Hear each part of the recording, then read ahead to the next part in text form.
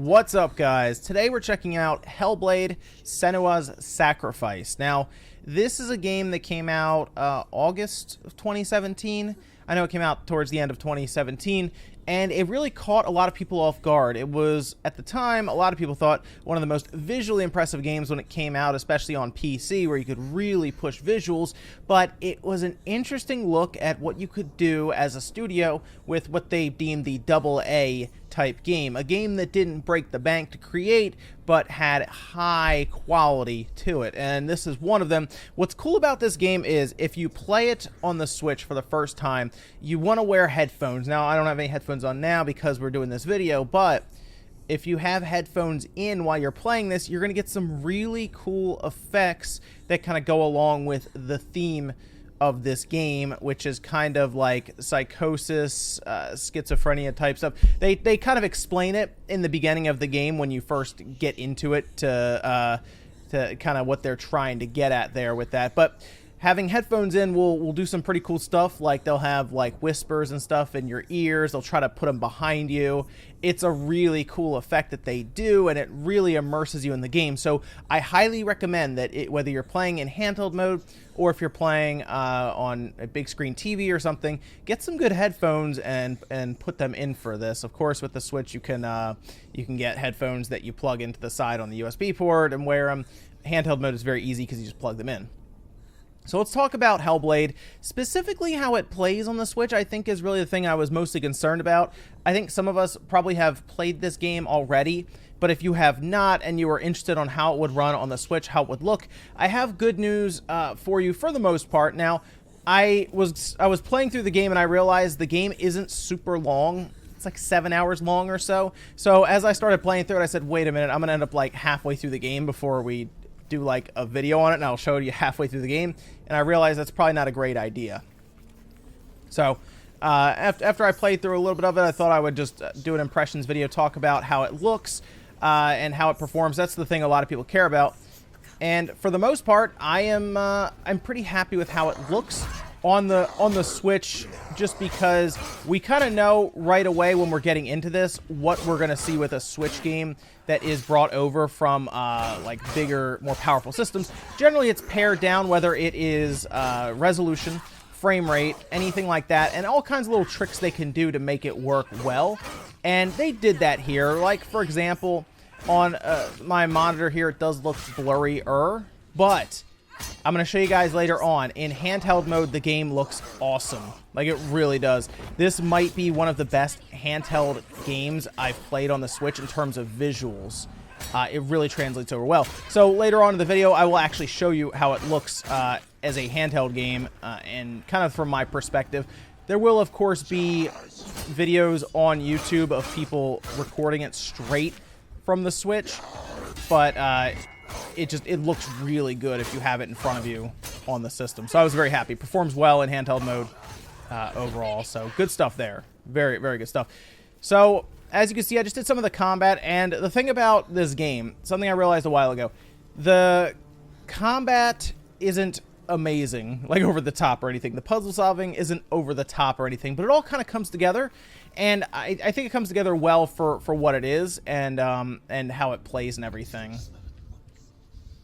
So I was pretty happy with how it all came together when I played it on the Xbox, PC, and everything. This game does also incorporate motion controls. I'm actually using the Pro Controller now, and I can kind of look around that way, kind of with motion controls. So that's actually pretty cool to have. It's you can also just use the right stick, but I mean, it's the next thing. When you go into focus mode, you can just kind of look around with motion controls.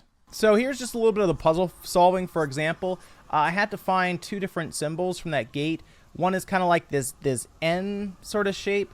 The other one was like a Y with a slash through it up top. The Y I found on the other side of this part of the map is basically a tree with another branch kind of sticking up. And then the N that I'm trying to look for here is essentially going to be these two, if we get that to work together, these two sticks here that have this rope going. And that's going to give me kind of the N shape. There we go. Right there. So that'll give us the N shape, and that'll then open the door for us. And that's pretty much a lot of the puzzle solving. Now, it does change up somewhat. And the combat that you saw earlier is pretty similar to combat. Now, some of the bosses and stuff change up a bit, which is cool. But for the most part, I found that the puzzle solving was okay and the combat was okay, but it was mostly the way that they kind of immersed the player into the game is the biggest part about this whole thing. Not necessarily like mechanics with gameplay, I guess, but more or less the way that they kind of paint this picture and try to break the fourth wall in some ways when you're playing. Now, one of the more interesting things they tried to incorporate, and we ended up apparently figuring out that it wasn't completely true. I didn't test it myself because I was worried that, of course, if it worked, it would be for me. But they did incorporate a permadeath system, apparently, but it turns out it wasn't actually permadeath. The idea is you have this rot kind of going up your arm, and if it reaches your head, or Senua's head, then the game is over and you lose all of your progress. Like, it just erases your save, apparently. But as people started to figure it out and kind of test it a bit, that wasn't exactly the case, and it turns out there is no actual permadeath, and the idea there is apparently they wanted to kind of stress you a bit with it. So every time you die, you will get that rot to kind of go up your arm, and the idea there is that it to kind of concern you, stress you a bit, and kind of all work together into kind of the overarching mental illness theme that they have in this game. But it never actually does anything. So there you go. I remember when it first came out, I think PC Gamer and some others really tested it, and it just never did anything. So that was fun. I guess that's good, because there would be people who would be really frustrated if they got closer to the end and then they lost like completely and you lose your entire game. It's fine, I think. Unless there's a way to turn it off, I don't think it's a big deal to not have permadeath, right? Like, if you could actually make it so you have that, that's fine, and maybe you get an achievement for it. But I could have seen some frustrations around it. And that, to me, is another way where they kind of doing a bit of fourth wall breaking, I guess, where they tell you something, and basically the game is actually, like, lying to you, essentially, to stress you a bit more. So this is, again, similar combat where I'm fighting different guys that kind of appear, as you can see, in front of her. Almost hallucinations, almost. But you can see, and then you do have that subtitle up top.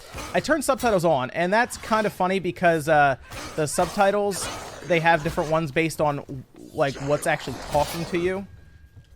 So if I have like the different like kind of voices talking to me, it shows up as a different subtitle. Let me get him.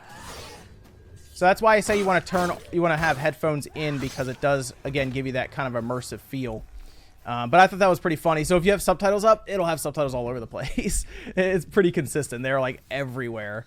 So we just took them out. So we'll push up a little further. So I have to find like this fire that was over here that I have to grab. And then this does go into kind of like this, again, another like state of like psychosis just now, where everything's on fire all of a sudden, right after I touch that. So they do a lot of these really cool set pieces, and something I noticed in the Switch version, I believe it's the same way in the Xbox version, the other ones, but they definitely guard it a bit better and hide it a bit better there, is they blur between cutscenes and like actual gameplay. And it's much more noticeable here than it is in the other versions, because it goes from a very clean look almost of Senua to a more blurry look, and you can kind of see them try to blur it together so that you see the transition less. But you can notice it. It was an interesting way to do it, I guess. So you have better presentation and cutscenes and set pieces they already have set up.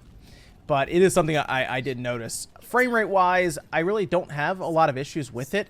Juddering here and there, but nothing that like throws you over the top or makes you feel like you're dying because of it. And overall, it's just a good port. I really haven't had any issues. It's one of those really cool ports because I mean, when they showed it, people couldn't believe it was there. The file size is just about 20 gigabytes, I believe, right there. So it is a bit of a larger side. Make sure you have your SD card ready to go. And overall, play it in handheld mode, definitely, because you can obviously plug your headphones right in.